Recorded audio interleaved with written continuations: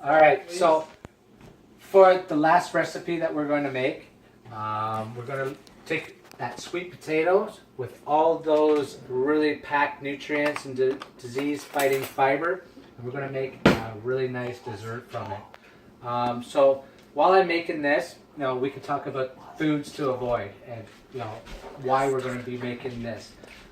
So foods that are processed, enhanced, flavored, preserved, and packaged are typically less healthy than whole unprocessed foods. So we're going to take some natural ingredients that we have, using the sweet potatoes that are just cooked, some rolled oats, some cashew milk that we used earlier, and then just going to add in a little bit of cinnamon and some maple syrup. So we talked about foods to avoid, like the white flour, white rice, sugars, white pasta, and white breads. Refined carbs like baked goods. So a lot of candies, sugars, ice cream, and breakfast cereals are really bad for the added sugars.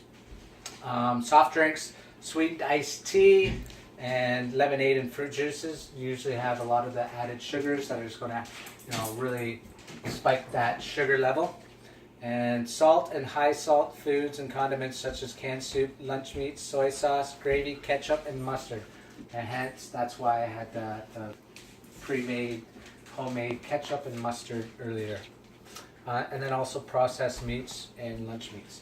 So what I'm going to do, I'm doubling this recipe just because there's a few of us here.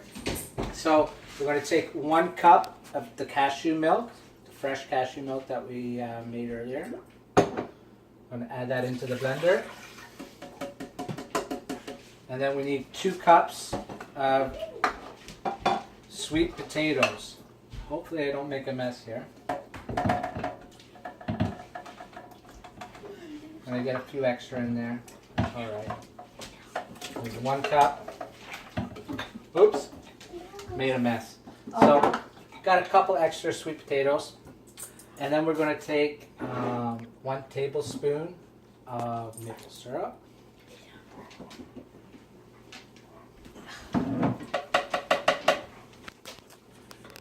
And also 2/3 of a cup of oatmeal.